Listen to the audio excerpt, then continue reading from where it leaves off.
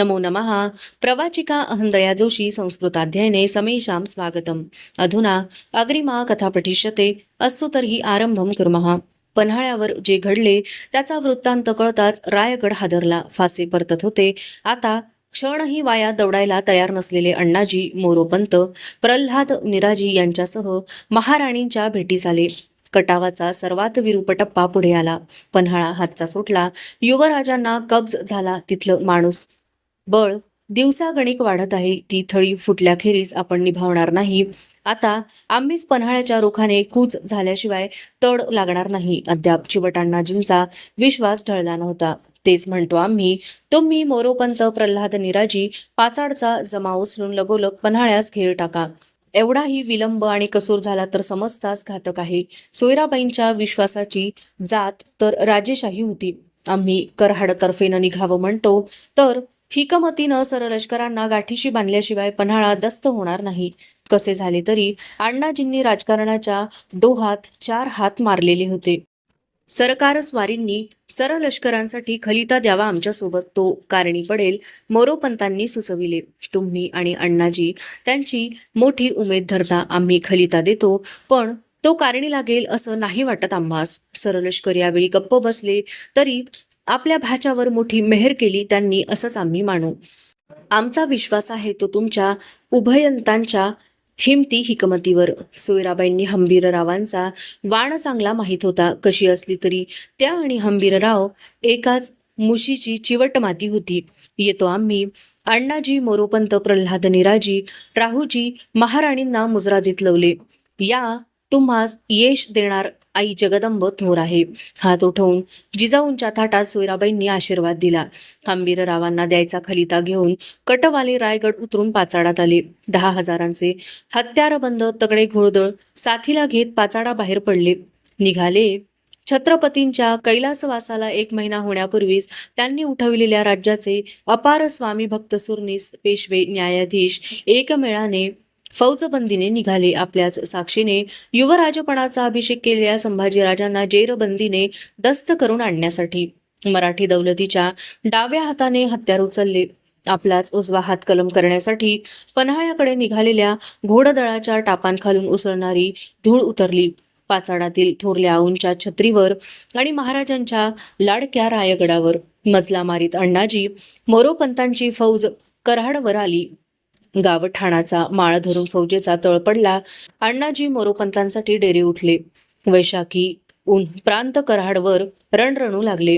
या तळाच्या शेजारीच 10 कोसांच्या पल्ल्यावर सरलष्कर हंबीररावांचे गाव होते. तळबीड तिथे मराठी सेनेच्या हरावलीच्या 15,000 बांड्या मावळ्यांनिशी हंबीरराव ठाण देऊन होते. रायगडाहून अण्णाजी मोरोपंत पन्हाळ्याच्या रोखाने निघाले. त्याची कुणकुण लागलेल्या हंबीररावांनी सातारातर्फेच्या आनंदराव निंबाळकर, रूपाजी भोसले, महादजी मापोलकर यांना त्यांच्या जमावासह तळबिडास बोलावून घेऊन बळकटी केली होती.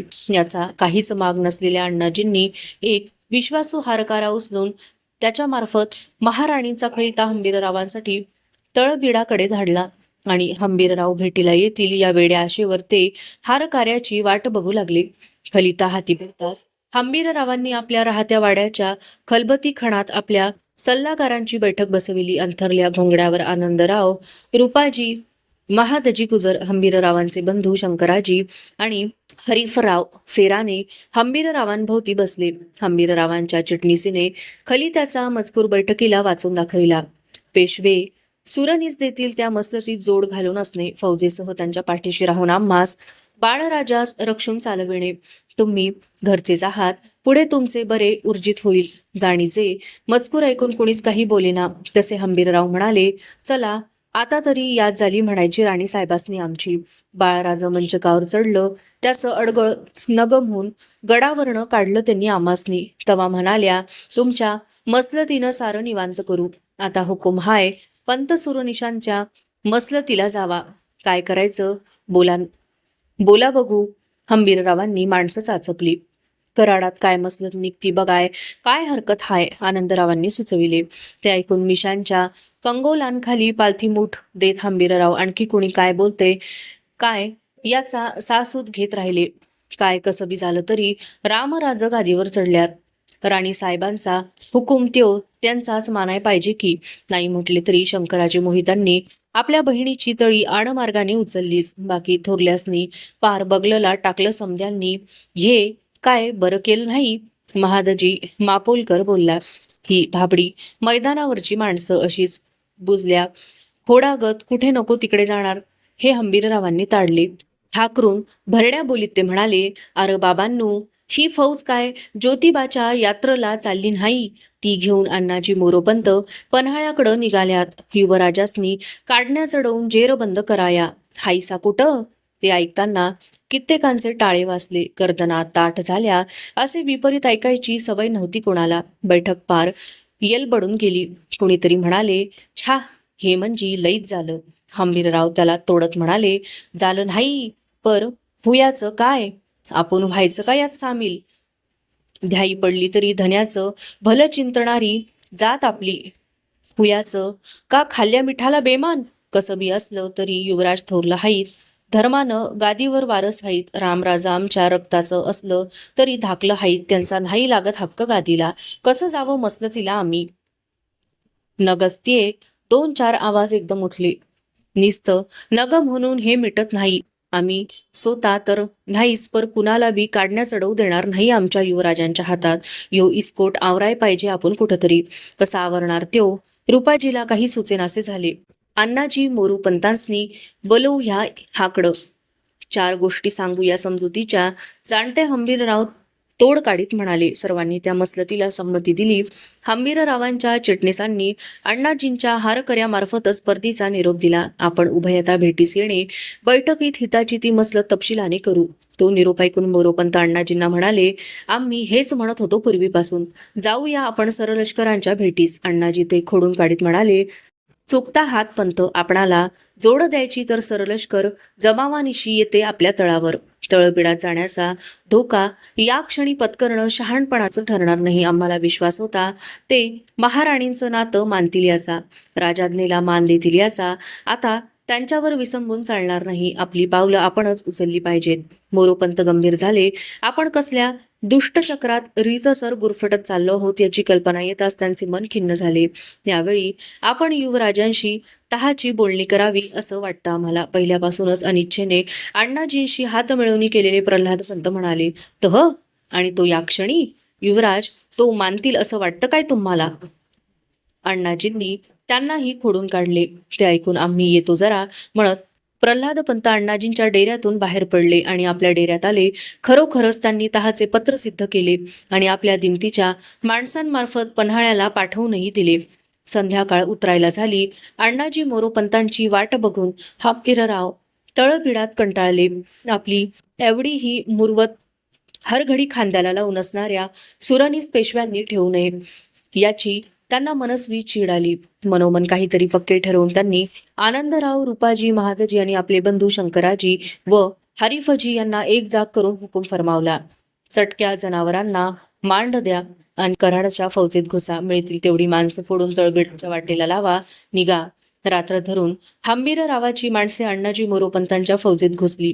लागे बांधे लावून एक एक बोट फोडून तळबिडाकडे धावू लागली. ती खबर लागताच अण्णाजी बिथरले. मोरोपंतांसह रात्रीचे घोड्यांवरून तळाचा फेर टाकीत माणसे थोपवण्यासाठी फिरू लागले.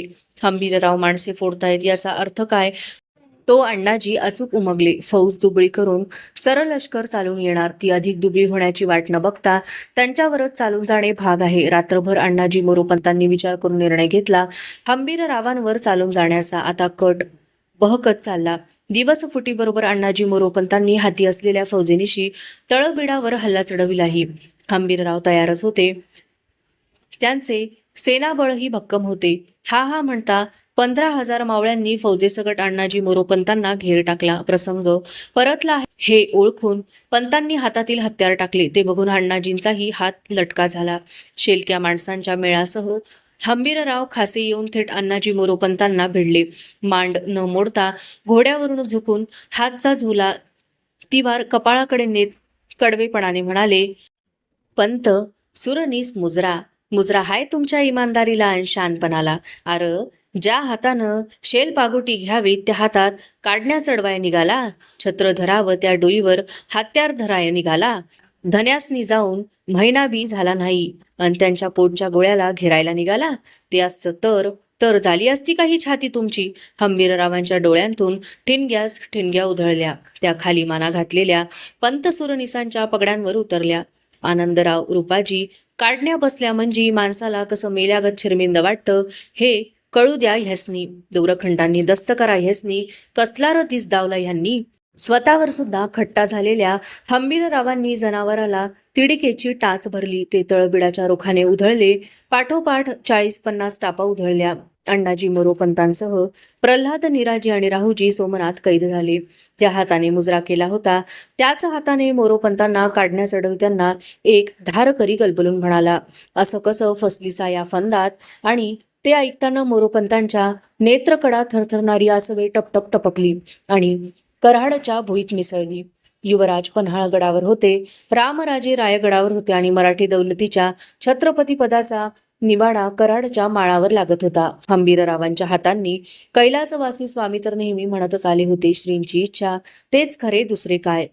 पन्हाळ्याच्या चौदरवाजात हंबीररावांच्या आगवानीसाठी सामोरे आलेले संभाजीराजे उभे होते. त्यांच्या पाठीशी कापशीहून आलेले म्हालोजी घोरपडे, त्यांचे पुत्र संताजी बहिर्जी, कोकण सुभा रावजी पंडित, उमाजी पंडित, परशुराम पंत, रायाजी अंतुजी अशा आसामी होत्या. आनंदराव, शंकराजी, रूपाजी अशा माणसांच्या मेळातून कदमबाज जनावरांवरून येणारे घेरमुद्रेचे तगडे हंबीरराव दृष्टीस पडताच संभाजीराजांच्या काळजात खळबळे माजली. अशा खळबळ फक्त आबासाहेबांच्या दर्शनाच्या वेळीच आजवर उठत आली होती. खेचल्यासारखे संभाजीराजे 10-12 कदम सरासर पुढे झाले. त्यांना बघताच हंबीररावांनी घोड्याची चाल तेज केली. जवळ येताच झेपेनेच मांड मोडून ते पाय उतार झाले. मुजरा देण्यासाठी ते झोपू बघतायत हे पाहताच संभाजीराजे गलबलले. झटकन त्यांचे हात आपल्या हातात तोडून त्यांना रोखून वर घेत नजरेला नजर देऊन थरथरत्या ओठी संभाजीराजे घोगरड बोलले, मामासाहेब. आणि दुसऱ्याच क्षणी भोसल्यांचे छाताड मोहित्यांच्या छातवानाला बिलगले. हंबीररावांच्या इमानदारीने भरून गेलेल्या संभाजीराजांचे डोळे ताटले. हलक्या हाताने हंबीररावांनी त्यांचा खांदा थोपटला. 4 महिन्यांपूर्वी आबासाहेबांनी असेच थोपटले होते. ते जाणवताच फार दिवसांनी आज प्रथमच संभाजीराजांना वाटले, आम्ही ऐकले नाही. माणूसमेळ चौदरवाजात शिरताच कितीतरी दिवसांनी प्रथमच पन्हाळ्यावर आज नौबत दोडदोडली. हंबीररावांची प्रचंड सेना कटवाल्या कैद्यांना घेऊन पन्हाळ्यात शिरली. 7 वर्षांपूर्वी हाच पन्हाळा कोंडाजी फर्जंदांच्या मदतीने जिंकून गुढीपाडव्याच्या मुहूर्तावर जिंकला गड बघण्यासाठी येणाऱ्या थोरल्या छत्रपतींवर याच चौदरवाजात अण्णाजींनी उंजळीने सोनफुले उधळली होती. त्याच दरवाजातून हाती काढण्या घेऊन अण्णाजी पन्हाळा चढले. माणसाची बुद्धी फिरली की दिवस परततात हेच खरे. रंगरूपी पिंडीचे दर्शन घेऊन हंबीररावांसह संभाजीराजे बालेकिल्ल्यात आले. मोहिते मामांना आदराने सदरी बैठकीवर बसवीत म्हणाले, मामासाहेब, पुढील निर्गत कशी करायची? तुमच्या सल्ल्याशिवाय आम्ही काही करणार नाही. कैद्यांचे तोंड बघणे संभाजीराजे टाळतायत हे ताडलेले हंबीरराव म्हणाले, ते मोहर ठरायचं आहेच की, पर दस्त केल्यातली ती जोखीम तेवढी घ्या बघू ताब्यात. संभाजीराजे अस्वस्थ झाले. नको तो विषय सामोरा येत होता. आम्हास त्यांचे तोंड बघणेही नको वाटते तुमच्या दर्शनानंतर. संभाजीराजे कडवट बोलले, असं म्हणून कसं चालेल? करणाऱ्यासनी नाही तर बोलणाऱ्यासनी शरमून कसं भागलं? रूपाजी, पेश घाला त्या इमानदारांसनी. हंबीररावांनी रूपाजीला फरमावले. 4-5 धारकऱ्यांनी घेर घातलेले काढणीबंद अण्णाजी, मोरोपंत, प्रल्हादपंत, राहूजी संभाजीराजांच्या समोर पेश आणण्यात आले. सर्वांच्या गर्दनी खाली होत्या.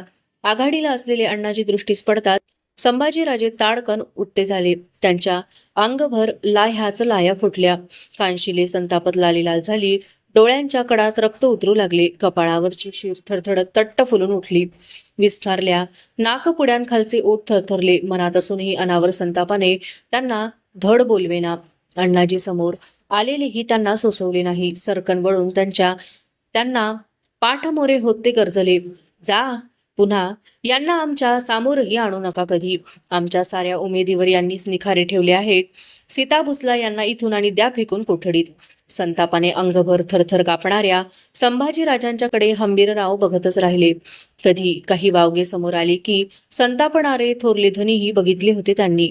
पण हा माटच वेगळा वाटला हंबीररावांना. धारकरी कैद्यांना घेऊन जायला निघाले. त्यात मोरोपंत आहेत याचे भान होताच संभाजीराजे म्हणाले, थांबा. कैद्यांसकट सर्वांच्या अंगावर ते ऐकताना काटा सरकला. संथ चालीने मोरोपंतांच्या समोर येऊन संभाजीराजे पडेल बोलले, तुम्ही तुम्ही सुद्धा आम्हाला दस्त करण्यासाठी यावं पंत? काय पारख केलीत आमची? सांगावा धाडला असता तर आम्ही आपणहून आलो असतो बांधल्या हातांनी तुमच्या भेटीसाठी. सावलीसारखी आबासाहेबांच्या पाठीशी राहून कसली प्रधानकी निभावलीत ही त्यांची माघारी. खुद्द आम्ही दस्त झालो असतो तरी वाटलं नसतं एवढं दुःख. दौलतीचे पेशवे जेरबंद झालेले समोर बघताना वाटलं आहे आम्हास. संतापापेक्षा खंतच संभाजीराजांच्या मनी दाटली. शर्मेने अपार पश्चातापाने मोरोपंतांची घेरदार पगडी तुडली. दंडात काढण्या चढल्या तेव्हाच मनाने संपलेला तो मानी पुरुष काही काही बोलेना. गैरबाका करणीचा पश्चाताप वाटण्यासाठी लागणारे जातीवंत मन त्यांच्याकडे अद्याप शाबूत होते. मन पिळवटणाऱ्या भावना त्यांच्या डोळ्यांतून अश्रुरूपाने टपटपू लागल्या.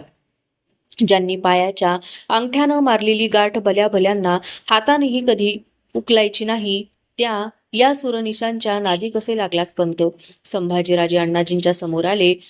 त्यांच्या स्थूल देहयष्टीवर नजरेचा पलिता फिरवीत कडाडले. गर्दन का उठत नाही वर सुरनीस अण्णाजी दत्त तुमची, की खालमानेनं पायालगतच्या उभ्या राहिलेल्या भुईविरुद्धही कटाचे बेतच रचत आहात? बोला. खूप जुने बरे मनी धरता तुम्ही. काय करणार होतात आम्हा जेरबंदीनं रायगडी नेऊन? देणार होता टकमकीवरून लुटून की तोफेच्या तोंडी? जाप द्या. राजबोलाचा कोरडा कडकडला. आता मरणाशिवाय दुसरे काहीच सामोरे येणार नाही याची खूणगाठ बांधलेले अण्णाजी अंतिम धैर्याने म्हणाले, तो आमचा अधिकार नाही. आम्ही स्वामींच्याच वारसांना मंचकारोहण केलं आहे. दौलतीच्या हिताच्या दृष्टीनं ते योग्यच आहे असं या क्षणीही आमचं मत आहे. दस्त झालो तरी जे केलं त्याचा आम्हाला पश्चाताप वाटत नाही. प्रत्यक्ष स्वामी असते तर त्यांनीही हेच केलं असतं. खामोश. पश्चाताप वाटायलाही शरमणारं मन लागतं. तो तुमचा माग नाही. आम्ही बाळराजांना का मंचकारोहण केलं ते विचारलं नाही. आबासाहेबांनी काय केलं असतं ते तुमच्या तोंडून ऐकण्याची बिलकुल इच्छा नाही आमची. आम्ही ते बरं उमगतो. त्यांनी काही लहानसा दस्त केल्या थोरल्यांचा नजराणा देऊ केला नसता तुमच्यासारखा. शरम कशी येत नाही तुम्हाला केल्या बेमुरवतीची. टोकदार शब्द अण्णाजींच्या काळजाला भिडले. गर्दन उठवून ते कडवटपणे म्हणाले, का वाटावी शरम आम्हाला? आम्ही काही चोरी बळजोरी केली नाही का दौलतीशी फतवा करण्यासाठी गनिमाच्या गोटात गेलो नाही? अण्णाजी. बैठकीवर बसलेले हंबीरराव उडत्या सुरंगासारखे उसळले. अण्णाजींच्या समोर थरथरत तडकले. जबान सांभाळते का उतरून देऊ हातात? फिसकारल्या कंगोली मिशांचे भयावह हंबीरराव बघून अण्णाजींनी मान टाकली. मुळासकट नाळच उपटून काढल्यागत वाटलेल्या संभाजीराजांच्या मिटल्या डोळ्यांच्या कडा उलवून आल्या होत्या. उभे राहणे असह्य झाल्याने ते तरातर सदर सोडून अंतःपुराकडे गेलेही. घेऊन जा यासनी आणि टाका कोठीत. अजूनही थरथरणारे हंबीरराव गरजले आणि त्यांनीही सदर सोडली. धारकरी कैद्यांना कोठडीकडे घेऊन गेले. पन्हाळ्यावरचे वैशाखी ऊन तावतच चालले. अवशिष्टा कथा अग्रिमे भागे पठिष्यते. अस्य तर्हि पुनर्मिलामः. तावन् मंगलं भूयात् शुभं भूयात्. नमो नमः. धन्यवादः.